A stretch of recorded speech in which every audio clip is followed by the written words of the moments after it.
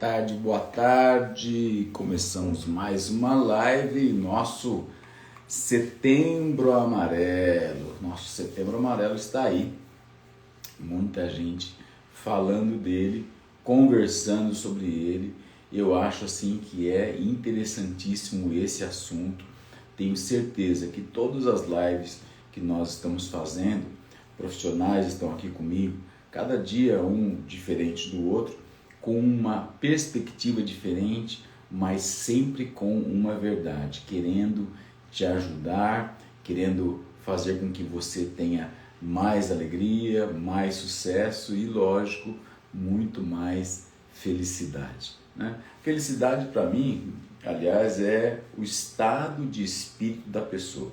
Eu sempre gosto de falar isso. Se você procurar aí nas minhas redes, você vai ver eu falando que a felicidade, o estado de espírito da pessoa, é aquele momento em que ela tem esse prazer, essa emoção, né? O estado de espírito dela, por exemplo, da felicidade, quando ela compra um celular novo. Você já viu como que é?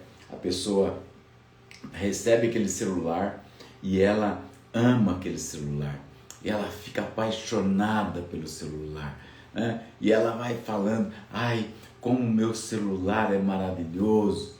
E ali passam-se 3 meses, aquele celular já não presta mais. Ai, que celular ruim, ai, tá travando, ai, nossa, por que eu fui comprar? E esses detalhes todos é que vão fazendo com que a pessoa tenha o sentimento da felicidade. Então, felicidade nada mais é do que um estado de espírito. E o mês de setembro a gente conversa bastante desse estado de espírito que a pessoa busca, a tal e tão querida chamada de felicidade. Mas minha convidada já está aqui, já entrou aqui, deixa eu colocar ela como participante aqui. Ananana, como moderador. Deixa eu ver, ontem eu já errei.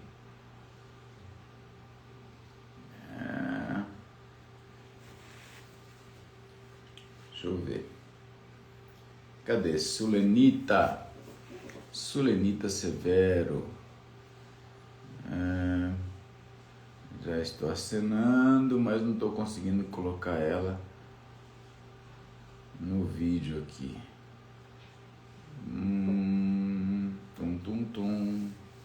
Vamos adicionar. Ontem foi tão... Hoje já me esqueci. Adicionar como moderador. Aqui, entrar ao vivo. Pronto. Vai entrar?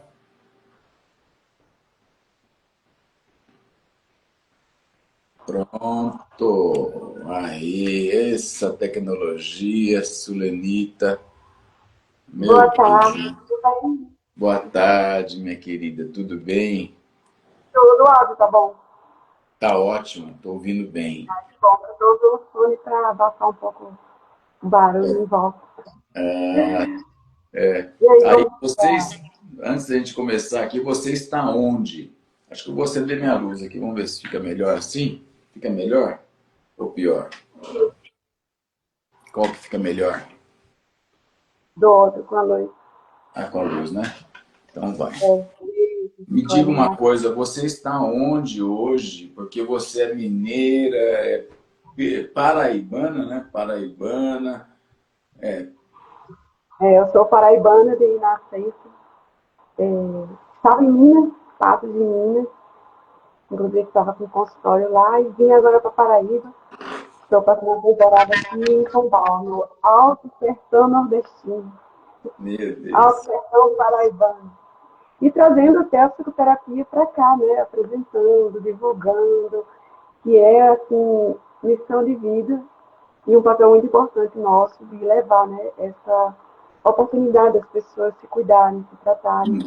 Especialmente nesse momento agora, em setembro, intensificar esse alerta, né? dar a oportunidade das pessoas procurarem ajuda, quem precisa. Então, estou aqui, cumprindo a missão em Pombal, no sertão da Paraíba. Você falou de missão, eu vejo aí no teu status, teu nome aí, tua bio, né, a biografia, tá lá professora e teopsicoterapeuta. Como que é essa história de professora? Eu não abro mão dessa descrição porque minha história começa como professora de língua portuguesa e língua inglesa. É. E eu levo essa habilidade de ensinar para a teopsicoterapia e ensinar as pessoas a se cuidarem, a se autoconhecerem. Então, quando eu coloco lá professora e teopsicoterapeuta, porque realmente eu exerço as duas atividades. Eu ainda dou aulas particulares, mas a teopsicoterapia assim, me encantou e eu assumi também essa profissão comigo. E com certeza eu aproveitei essa habilidade de ensino na teopsicoterapia e amo esse lado de ensinar as pessoas e ao mesmo tempo ajudá-las. Agora, não me fale que você é professor de matemática, pelo amor de Deus, hein? Não, sou professora de português e inglês. Ah, eu não sei, eu brinco sempre, né? Eu não sei dividir por dois na chave, na matemática, né? Eu tenho essa dificuldade com os números aí. E uma coisa assim, que me encanta muito, eu tenho até um quadro no meu perfil que é aumenta o seu vocabulário.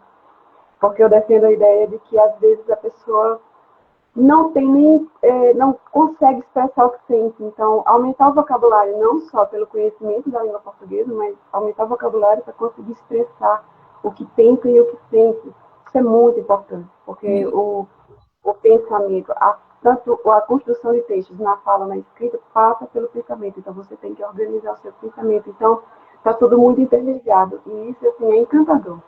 Olha, que interessante, que coisa maravilhosa. Você está falando aqui, minha professora, eu faço aula de inglês, a minha aula é só para tentar me comunicar, né? Não faço aquela aula me aprofundando, querendo ser o médico. Não, mas eu quero me comunicar, a gente tem algumas viagens marcadas para o exterior, então eu quero estar bem lá, né? Pelo menos solicitar um banheiro, quanto custa, né? Mas a coisa, até outro dia na aula, ela estava falando assim, o que você precisa, e falou exatamente essa frase sua. Fundamentar a tua vida é aprender uma palavra nova, no mínimo, por semana. No meu caso, né? Então ela me estimula, ela me dá uma tarefinha, e eu tenho que aprender uma palavra nova em inglês toda semana. E quando a gente vai atrás de uma palavra nova, a gente acaba querendo também algo mais. Você não fica só naquela palavra. Daí você já quer colocar aquela palavra em algum lugar, um contexto, e trazendo já todo o arcabouço em volta daquela palavra. E faz exatamente com isso. Os meus pensamentos, minha cognição, ela tem que estar ajustada. Eu começo a pensar em inglês e a coisa fica mais fácil. Mas eu nunca tinha aplicado isso dentro da teoterapia. Que coisa maravilhosa. É muito importante, né? Na comunicação, primeiro, organizar os seus pensamentos, né? Eu dou esse exemplo na aula de redação, a escrita. Se você não organiza o seu pensamento, você não vai conseguir produzir, expressar um texto escrito. Na fala, a mesma coisa. E uma coisa, Valcir, você pode observar. Nós, atualmente, nós sofremos um problema de vocabulário. Podem observar, principalmente adolescentes. Eles têm um déficit de vocabulário muito grande. Eu tenho um exemplo de uma vez numa aula de português, eu dava aula de interpretação de texto, olha a disciplina. E um aluno, eu estava numa turma de primeiro ano médio, e um aluno do terceiro ano chegou para dar um aviso sobre a formatura da turma do terceiro ano, e ele não conseguiu construir um texto sem usar coisas tipo assim. Então, faltou tanto vocabulário nele que eu ficava assim, observando. E desde então, isso já tem um bom tempo. E desde então, me preocupei muito e começo a observar muito essas pessoas que precisam ampliar o seu vocabulário, para poder expressar o que quer. Porque muitas vezes acontecem problemas na comunicação, problemas sérios que depois viram outros problemas, né, de ambiente, de trabalho, de família, justamente por falha nessa comunicação, de não ser compreendido por falta de vocabulário. Isso é bem interessante quando você começa. E no consultório você pode observar as pessoas com seus problemas, seus traumas, seus bloqueios, elas também têm dificuldade. E a gente, né, tem que ir ajudando, decifrando. Nosso papel é esse também, né? Ir identificando e vai ajudando também, acrescentando vocabulário para ela conseguir expressar. É lindo. Que eu uso dentro do consultório, eu tenho alguns PowerPoints, né, com as sessões que eu separo, e eu vou apresentando os PowerPoints e vou conversando com o meu paciente e apresentando para ele os conceitos que eu quero que ele aprenda. Né? Por quê? Para ter essa mudança de mentalidade. E quando a gente olha para isso, essa questão do autoconhecimento passa por isso, porque a pessoa às vezes não sabe o que é. Eu comecei até a live falando sobre a felicidade. A pessoa nem sabe o que é a emoção, qual é a emoção que ele está sentindo. Ele não consegue nem descrever a emoção. E você falou ainda dos adolescentes aí, do problema de escrita. Eu vejo, eu sempre estou no site de notícias lá, e essa semana eu vi que colocar o ponto final em uma frase, se você está falando pelo WhatsApp lá com a pessoa, e você coloca o ponto final e você manda para a pessoa, o entendimento que os jovens estão tendo hoje é que você está sendo frio, seco com ele. Né? Eu falei, gente, mas ponto final é simplesmente português, né? É você escrever da maneira correta. E até no meu comentário eu escrevi a frase, coloquei ponto final, depois ainda coloquei entre parênteses, ponto final. É uma interpretação que eles dão, né, atualmente a determinadas representações e símbolos no meio deles. E é interessante dar aula adolescente porque vocês se atualizem em muita linguagem que eles mesmos criam, né, como se fosse um dialeto deles, próprio deles. É isso mesmo. Olha, mas isso tudo que você está falando, a gente, lógico, estamos falando do Setembro Amarelo, né? E a gente vê que essa desconstrução da sociedade e eu acho que não tem outra palavra para falar senão desconstrução mesmo, né? Ele vai desconstruindo os pensamentos e ele vai trazendo até uma mesmo falsa moralidade, que é essa questão do ponto final aí, achar que está sendo frio, que encerrou a conversa, né? Ele vai desconstruindo. E essa desconstrução dos pensamentos acaba levando as pessoas a pensarem de uma maneira equivocada. E a ideação suicida, eu acho que ela passa também por esse caminho, não passa? Passa. Eu vejo do seguinte modo, essa falta de comunicação também interfere, porque se você não conseguir entender o que o outro fala, você começa a construir um mundo seu à sua volta, sem conseguir interpretar o mundo à sua volta e a si mesmo, e esse autoconhecimento. Daí começa o isolamento. E se você não consegue romper esse isolamento e melhorar a sua comunicação com o mundo, isso leva você aos pensamentos negativos, ao pensamento de rejeição, e isso agrava muito qualquer sentimento que você já tem de morte, de querer eliminar o problema. Então, a depressão e, consequentemente, a solução sendo o suicídio para a pessoa, começa com certeza nesse ambiente de pensamento que a pessoa está. Esses pensamentos são tão destrutivos, né, que a pessoa chega às atitudes de final de vida mesmo. Mas ela vai construindo, né? É um pensamento que eu acho que essa que é a parte importante da gente relembrar aqui é que não é um pensamento que vem. Não é um momento, acho que eu vou me matar ali na esquina.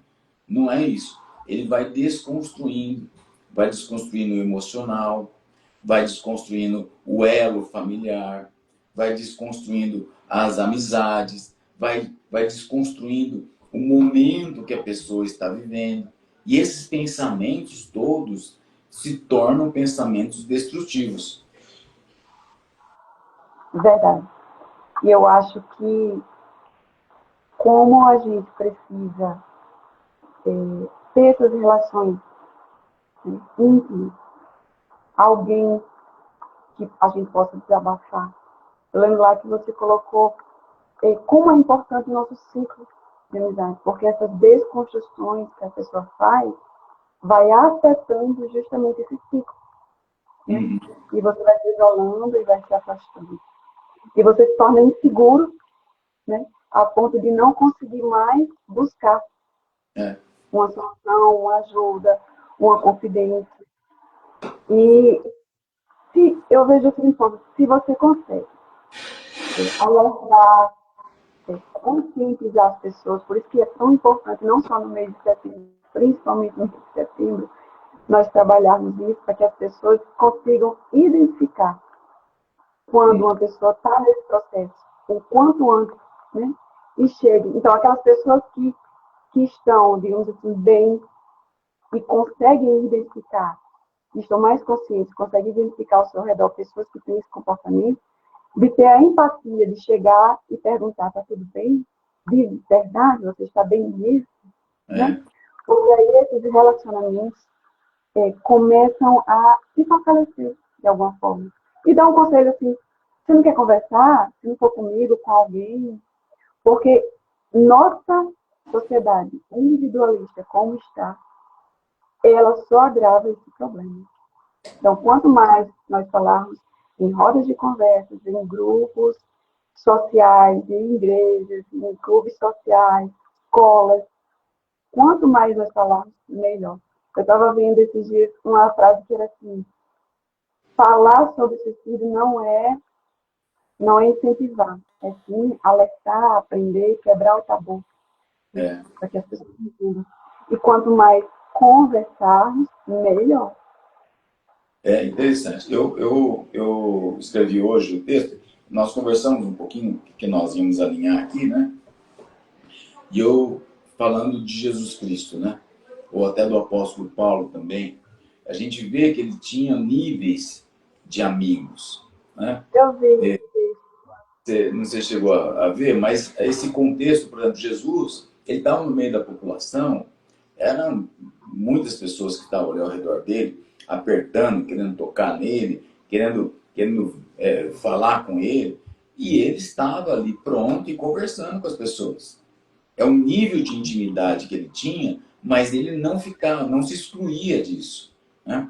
Mas é a missão de Jesus. Jesus tinha que estar no meio da população, mas hoje nós também temos a nossa missão e temos que estar no meio da população.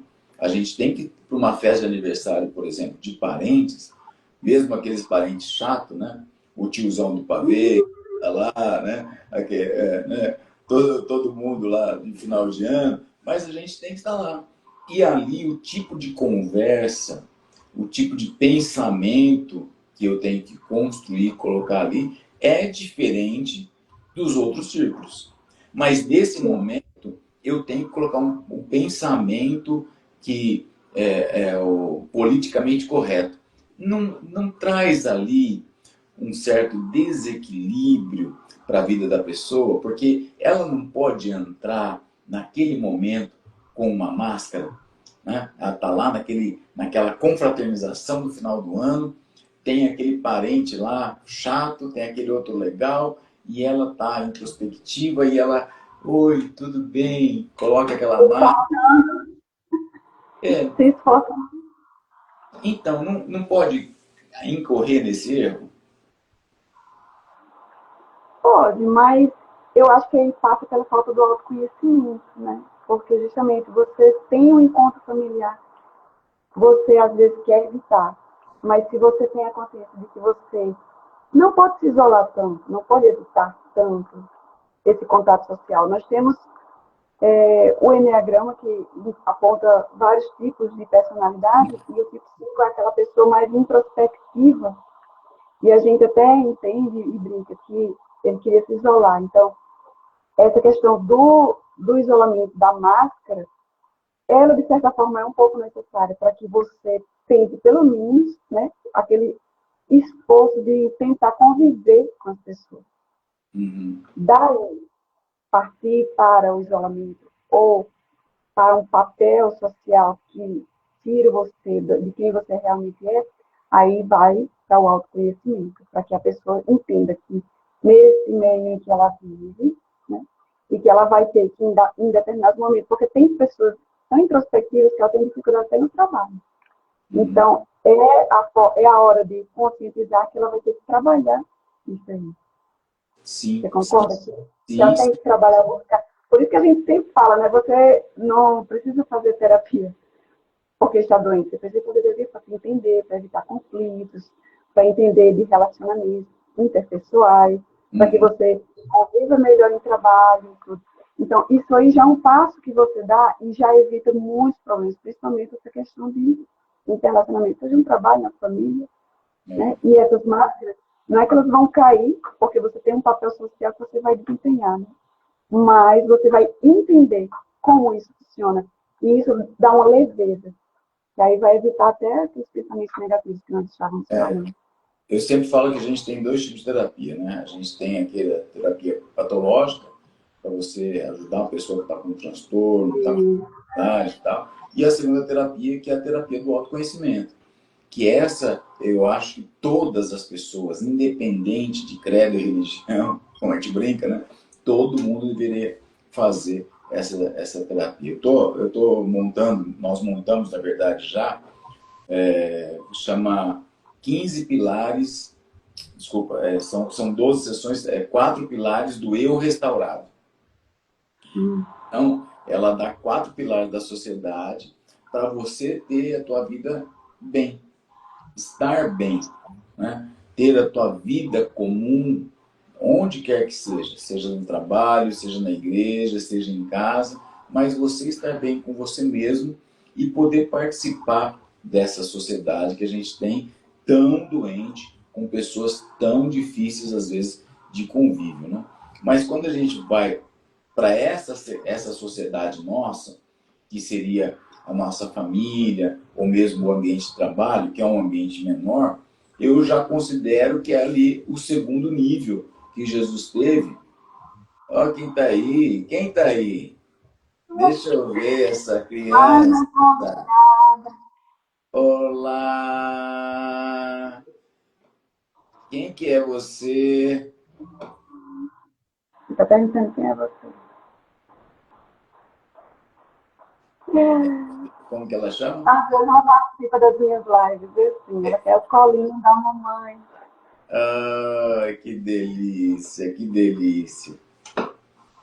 Deixa eu falar, só para completar isso que você falou sobre conviver em sociedade, facilitar, e aquilo que eu falei também do autoconhecimento. Sabia que uma ideia muito boa seria sugerir às pessoas que, se elas não quisessem fazer uma terapia por autoconhecimento, mas que participassem de grupos terapêuticos.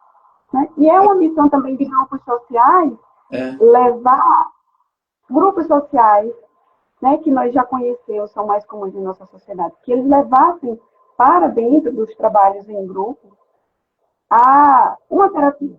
No caso, a gente já sugere até a psicoterapia, porque a gente já trabalha, já conhece efetivamente o trabalho. Para que fizesse um trabalho, como, né, a gente costuma dizer, de saúde emocional, um treinamento de saúde emocional, de saúde mental, porque ali a pessoa criaria uma consciência desse cuidado que tem que ter consigo mesmo, dessa convivência que a gente precisa melhorar, né, na sociedade, nos grupos, as relações interpessoais. E isso seria um primeiro passo, um caminho. O que você acha, não é? Eu tenho essa ideia de divulgar essa necessidade, assim como, por exemplo, a gente está trabalhando com a energia, eu comentei com você essa semana, e é uma oportunidade interessantíssima das pessoas entenderem, né? Aham. Essa necessidade do cuidado a partir dos grupos que nós já temos na sociedade. Minha esposa, ela tem 2 grupos efetivos de teoterapia. Um grupo de segunda-feira à noite, às 20 horas. Faz 6 anos que são quase as mesmas mulheres que estão com ela. E elas falam assim, não, nós não vamos largar você, nós não vamos largar. E daí a gente é estimulado a estudar mais para apresentar para elas mais autoconhecimento e eles estão com ela lá. E tem o outro grupo de terça-feira, esse já tem também 6 anos, mas teve uma mudança nas mulheres aí durante essa jornada, né? Mas funciona assim muito bem. Eu trabalho com homens e a Universidade da Família tem lá o Hombridade, que é o curso de, não sei se você conhece, excelente. E eu trabalho com grupos de homens também, né? Então, isso, dentro do grupo, você vê alguém falando, fala assim, meu, eu penso igual, nossa, eu estou passando o mesmo problema, não sabia que isso era normal, que dava para resolver. E você vai aprendendo a compartilhar e a gente vai usando as ferramentas terapêuticas, né? O treinamento autógeno, vai usando a própria psicanálise, né? E vai usando ali e você vai trazendo cura para aquelas pessoas que estão no grupo. Esse grupo de intimidade é muito importante a gente ter esse grupo próximo, que você pode abrir o seu coração e você ouvir de outras pessoas abrindo o coração e você vai sendo curado, né? Isso, e a partir daí, no grupo, minha ideia é, a partir do grupo, cada um vai identificando a necessidade. Se precisa fazer um acompanhamento mais profundo, individual, né, para resolver questões mais profundas, mais profundas, ou se só o grupo já supre essa necessidade. Isso é muito interessante. Né? Se a gente consegue levar as pessoas aos grupos para começar essa conscientização, cria os vínculos, cria uma confiança, percebe que há, sim, tanto a necessidade de conviver, de melhorar, de cuidar, quanto percebe também que há pessoas, né, que podem suprir esse momento de confidência, de desabafo, e isso já ajuda muito. Muitas pessoas seriam assim, como é que se diz? Beneficiadas. Não, mas acho que é abençoadas. Para que elas possam realmente criar essa consciência de se cuidar a partir dos grupos. Eu acho que essa questão de vínculos começa em grupos sociais e daí vai partindo para algo mais íntimo. Isso é muito bom. Quem procura. O meu irmão participa de uma comunidade lá e eles têm um grupo menor ainda, que é o 2 ou 3 que eles chamam, né? Que é ele mais 2 pessoas ou ele mais 3 pessoas. Então é o grupo ali de Jesus com os 3, né? Pedro, Tiago e João, né? Então quando você está em 4, eu costumo fazer isso com os meus queridos e eu vou tomar café. Então a gente marca um café, a gente vai para uma padaria, aí chama Delicatessen também, não? Lá em Salvador, Delicatessen é o lugar que você senta na mesa para tomar café, comer um pãozinho, um pão de queijo, e você pode levar o seu pão para casa. E padaria é o lugar que você compra pão. Só tem isso lá, não tem mais nada. Como que é? Aqui se popularizou mais cafeteria, né? Mas eu já ouvi esse delicatessen, em João Pessoa tem esse ambiente que eles identificam como delicatessen. Mas o mais popular aqui é a cafeteria, que na verdade é o mesmo ambiente, só com denominação diferente. Isso, a cafeteria aqui é um ambiente mais chique. Cafeteria é um lugar que só serve café gourmet, aquelas coisas. Tem uns brownie mais caros, uns bolinhos mais caros. Essa é a cafeteria aqui, né? Então aqui a gente tem a padaria e a cafeteria, né? E a padaria, a gente vai lá, senta nesse ambiente, tem mesa, tudo, você toma o seu café lá, e daí a gente conversa, fica lá 1, 2 horas conversando, falando da vida, eu e mais 2, eu e mais 1. Rotineiramente eu faço isso com os meus amigos para poder ter esse abrir o coração ali também, né? Tem coisas que você não quer falar no meio do grupo, daí você fala num ambiente menor, né? E tem um outro ambiente menor ainda, que é o consultório. Esse ambiente, né?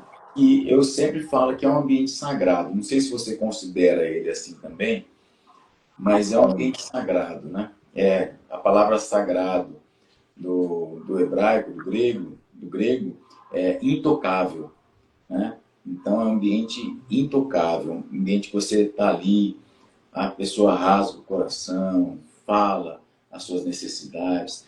E eu vejo muito isso hoje, nesse momento do Setembro Amarelo. As pessoas às vezes têm medo de vir para o sagrado, têm medo de vir para o consultório, têm medo de abrir o seu coração. Você acha que esse medo das terapias, ou medo de abrir o coração para uma outra pessoa, não é uma, como que eu falaria, é, uma dificuldade que foi imposta pela própria sociedade? Eu vejo mais como insegurança, né? Insegurança Insegurança é uma boa que as palavra. pessoas têm, uma insegurança. Primeiro, aquela consciência de que você tem que procurar, se você não consegue desabafar com os amigos ou familiares, porque já criou aquela insegurança que você não confia mais em ninguém, e aquela consciência que você tem que buscar ajuda também. Mas eu, a princípio, eu vejo como uma insegurança. É verdade. Justamente por nossa sociedade ser individualista, cada um por si e Deus por todos, e nós perdemos os vínculos, né, aquela amizade. Eu tenho amizades de quase 30 anos, né, Olha, e eu tenho amigos. Reencontrei, inclusive, uns aqui na cidade, né, na minha cidade natal, e é muito gostoso ver. E aquelas amizades que você relembra, que você conta, que você pode desabafar, que você pode contar. Inclusive, eu, como terapeuta, eu disse, não, vamos conversar, porque eu gosto de compartilhar com vocês e eu quero dividir com vocês essa minha nova fase, quer dizer, é muito gostoso. Então, eu acho que muitas pessoas perderam isso e criaram insegurança de, e agora? Não, eu estou só. E esse sentimento de isolamento, de solidão, é onde começa todo o problema. Eu acredito que sim. E essa dificuldade de ir ao consultório, né? Primeiro ela tem que criar essa consciência do sagrado, de que ali é um espaço seguro, de que ali você tem um profissional que vai te ouvir, que vai conduzir uma conversa para que você consiga ver muita coisa mesmo no mundo à sua volta. Então, eu acho que o primeiro passo é a pessoa ganhar essa segurança novamente, de poder confiar, porque é uma coisa, eu acho que você concorda comigo, porque muitas, né, muitas pessoas estão com um acúmulo de decepções na vida, de traumas, que gera essa segurança, insegurança, justamente por causa dessas decepções, traições, é a palavra que eu estava procurando. É um excesso de traições, aí se sente o quê? Fragilizada, consequentemente insegura, e ela não consegue ver esse lado desse local. É porque tem que ser aquele local aconchegante, né? A terapia, aquele consultório tem que ser aquele lugar que a pessoa vai e diz, nossa, agora eu posso respirar. E é muito bom que ela conseguir pensar assim. é. Você estava falando de traição, e na hora do almoço eu estava conversando com minha esposa, e a gente tem algumas pessoas de convívio, daí uma pessoa falou lá e tal, meio distanciando assim da gente, sabe?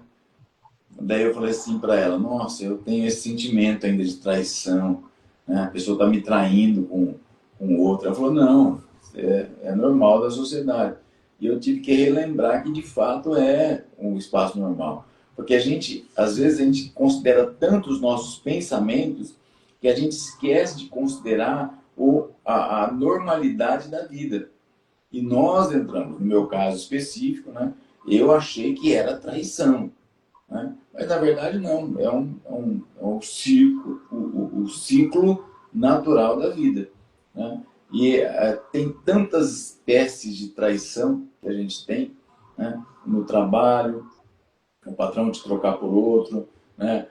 Na vida empresarial, né? O cliente te trocar por outro. E se a gente for levar isso em consideração, a gente acaba se perdendo também. e nós vamos trazendo essa marca para dentro de nós. Né? Isso, exatamente. E eu gosto muito daquela frase, não importa o que o mundo fez com você, importa o que você fez com o que o mundo fez com você. Nem sempre a gente tem essa consciência, mas seria muito importante ter, porque aí você não leva tanto, como a gente diz no ditado, a ferro e fogo, o que acontece com você. Então, você tem mais consciência de analisar o que está acontecendo, para não entender como uma traição de morte, que você vai morrer. Não, são ciclos, são fases, né? E você vai melhorando, vai reconhecendo, né, que ali você tem que mudar realmente, você tem que encarar de outra forma, e tudo transformar em experiência. Né? Essa questão de todo mundo falar, tudo tem que ser ressignificado, uma forma de ressignificar e transformar em experiência. Avalia o que deu certo, avalia onde errou e segue. Porque senão você vai ficar estagnado com aquele sentimento de traição, de perda. E isso é muito ruim. E tudo isso aí vai levando a pessoa, todo esse tipo de pensamento, ele vai se remontando, né? E se eu não percebo esses pequenos pensamentos e já vou virando a chave deles, eles vão virando cadeados e vão me prendendo e eu vou ficando com peso sobre a minha vida, né? Exatamente. Você tem que desatar os nós que estão prendendo. Só que, para você reconhecer e entender isso, também faz parte de um processo. Né? Se você está consciente, se observando, é um exercício diário. A gente tem que sempre se alertar, é um exercício diário. Porque senão você sempre vai cair, né? Sempre analisar o que você está sentindo, o que você está pensando, e sempre ter em vista que você é um ser humano em processo, que todo dia está relacionando. E eu acho muito interessante, que eu falo sempre isso para o pessoal que eu trabalho, é a terapia, que é quando você percebe isso, coloca em prática e vivencia isso diariamente, você começa também a contaminar as pessoas à sua volta. Porque você consegue, assim, mudar seu ambiente. Né? E você não consegue mergulhar no ambiente. Você consegue, não é só contaminar, mas influenciar quem está ao seu redor. Então, quando você faz a terapia que entende isso, você não muda só você, mas o seu mundo, né, o mundo à sua volta. E isso é lindo. É lindo perceber que você não está cuidando só de si, mas de todo o seu ambiente. Mas isso aí é a percepção, né? Eu aprendo a perceber melhor o meu redor, né? Eu aprendo a perceber as atitudes das outras pessoas e não deixar ela me influenciar. Sabe que eu uso muito, muito, mas demais, demais, o Dr. Thomas Harris, quando ele fala da okeidade. Eu estou ok e você está ok. Atitude negativa, atitude ruim, mas tudo bem, é a tua atitude. Não vai interferir na minha vida. Essa perspectiva que as pessoas não conseguem mudar, né? Exatamente. De conseguir deixar assim, não, calma, eu estou agindo dessa forma, mas por que você está agindo assim? Sem problema. É aquele ditado assim, o problema que você tem comigo é seu. Sabe esse tipo de coisa? Porque eu estou ok, você está ok. Se você tem algum problema comigo, esse problema é seu, não é meu. Então, esse tipo de relação torna os relacionamentos muito mais leves e mais fáceis de serem resolvidos os conflitos. Pois é. E às vezes a gente... hoje eu estava falando com um paciente pela manhã, foi hoje mesmo. A gente tem os dois tipos de problema, né? Nós trazemos o peso do passado, né? As nossas angústias, nossas dores, nossas situações negativas, os traumas, as marcas, as raízes todas, né? Ou nós trazemos o peso do futuro, né?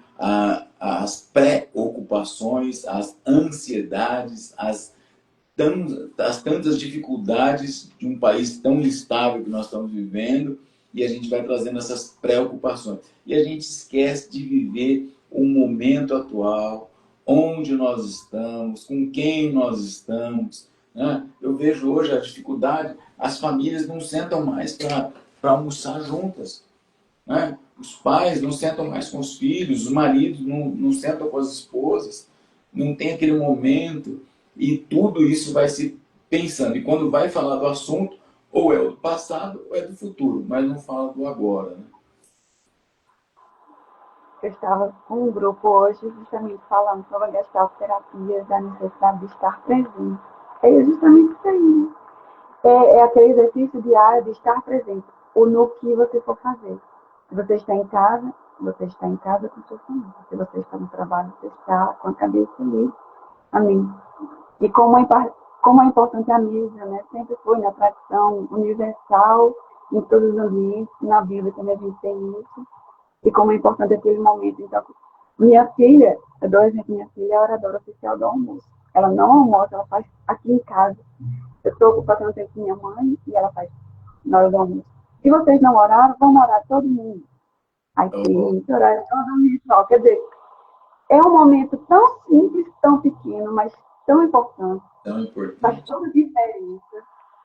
E que as pessoas perderam por quê? Por causa das ocupações, da correria do dia a dia. Então, é questão de exercício, de esforçar e abrir um tempo, abrir mão de um tempo para estar junto, como um ritual mesmo. Não, nós estamos só lembrar, né, que nós somos uma família, que nós somos um grupo, que nós temos essa intimidade. Então, é justamente isso, essa questão de intimidade que falta em muitas pessoas. Quer que eu dê um exemplo da nossa sociedade atual? Sim. Proliferou agora apartamentos de 20 metros quadrados. Lá em João Pessoa nós temos vários lugares perto nosso ali. Que uma casa, aí eu fiquei analisando uma casa que já foi de uma família grande, uns casarões lá. Derrubaram, construíram prédios enormes com apartamentos de 25. Você percebe a mudança? Então, às vezes, um incentivo da pessoa se isolar, de você morar sozinho, no máximo 2 pessoas, né? Num close ou estúdio, que eles chamam. Quer dizer, isso é muito preocupante, o formato de família, de convivência mudou muito. Aí, você percebe lá, futuramente, essas pessoas que estão vivendo nesse estúdio, tudo muito prático, tudo muito lindo, tudo muito moderno, mas falta esse aconchego, né, no lar, essa intimidade, essa rede de apoio, esses vínculos. Então, eu me queixo muito. E você vai me ver, eu acho que em vários ambientes me queixando muito dessa sociedade individualista. Eu venho de uma família que nós somos 9 filhos. Eu sou a caçula. Né? E hoje está todo mundo casado, todo mundo vivendo, mas nós estamos nos aproximando de uma reunião que nós vamos reunir os 9. Não é fácil, né, para comemorar o aniversário da minha mãe. Mas são vínculos que você percebe que estamos perdendo, né? E cada um tem que ir. A diferença entre solidão e solitude, né? Os momentos que você precisa ficar só e os momentos que as pessoas não querem ficar só. Né? Exato. Então, eu vejo assim, esses estúdios que estão construindo agora incentivam as pessoas a se isolarem, a viverem só. Às vezes a mentalidade da pessoa, com sua vida, sua trajetória, leva a isso. Mas ela perde essa noção de vínculo, de amizade, de companheirismo também. E isso parte da família, parte desse momento que você falou, né, de sentar à mesa, do marido e da mulher, da família, dos irmãos, que mesmo às vezes vão morar longe, mas sabe que ele tem um vínculo. Né? Então, isso é muito importante. Então, nesse momento que nós estamos vivendo agora de reflexão sobre o Setembro Amarelo, e você levantando essa questão dos vínculos, dessa rede social, dessa rede de intimidade, é muito importante a gente refletir isso, levar essa reflexão o máximo que a gente puder, chamar a atenção das pessoas para que elas reflitam sobre isso. É muito importante. E o momento é hoje, o momento é todo dia. Né? Exato. Porque muitas pessoas, é incrível, como você tem prédios, que a gente chama de condomínios verticais, né? Tem gente que não sabe viver em comunidade. Você já percebeu? Sim. Nossa, as tretas de condomínio que a gente vê aí, né? a gente percebe que essa pessoa tem um problema de convivência, de relacionamentos interpessoais. Então, Exato. isso também pode levar a um agravamento desse isolamento que vai levar, posteriormente, a um problema, né, de isolamento, de solidão mesmo, e muitas vezes vai caminhar para o quê? Para o desespero.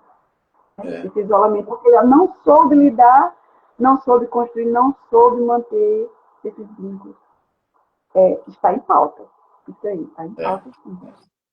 Bom, Sulenita, olha, que pena, a gente já está acabando nosso tempo aqui. Muito obrigado. Assim, amei fazer essa live com você. Né? Muito aprendizado, muita reflexão. Né? Eu falo com o meu terapeuta, né? Eu tenho uma pessoa que me acompanha também. Quinzenalmente eu estou lá com ele. Né? E às vezes esses apontamentos assim que a gente faz, tão pequenos, mas se a gente reflete, a nossa vida vai mudando, né? E eu queria que você fizesse um encerramento, uma chamada para o nosso Setembro Amarelo aí, para as pessoas que estão um pouco confusas ainda, né? O que elas podem fazer? A chamada de atenção mesmo. O primeiro passo é o autoconhecimento. É busca, de alguma forma, ou com os amigos, numa roda de amigos, aquela pessoa que você pode confiar, né, e se questionar, caramba, como é que eu estou? O que você acha? Como é que eu estou? Uma visão de fora. Para fazer uma autoavaliação, ou buscar em grupos, né, especializados para isso, ou buscar ajuda individual, nosso consultório sagrado, aquele momento, aquela pessoa preparada para aquilo. Então, o primeiro passo é o autoconhecimento. Né? Não precisa estar só, tem como pedir ajuda. Então, a frase muito usada, né? Se precisar, peça ajuda. Você não precisa passar por um problema sozinho. Então, tem várias maneiras, mas o primeiro passo é o autoconhecimento. Então, busque o autoconhecimento pela terapia, pelos amigos. O que você acha melhor, mas o primeiro passo é esse. É isso. É isso. Parabéns. Muito obrigado, viu? Uma excelente profissional. Vejo aqui que realmente tem conhecimento. Né? E é prazeroso estar com você aqui. Tá bom? Então fica meu abraço para todo mundo. Espero que esse vídeo alcance muitas pessoas, né? Para que a gente plante a sementinha, né, da ideia e elas busquem. Muito obrigada pela oportunidade. Muito obrigado, Deus abençoe. Mande um beijo para todos os nossos queridos paraibanos, apelidados de nordestinos, né? Ai, Deus abençoe cada um aí. Um beijo enorme. Tchau, tchau. Como é que encerra aqui? Toda vez eu confundo também. Aqui, pronto. Encerrar.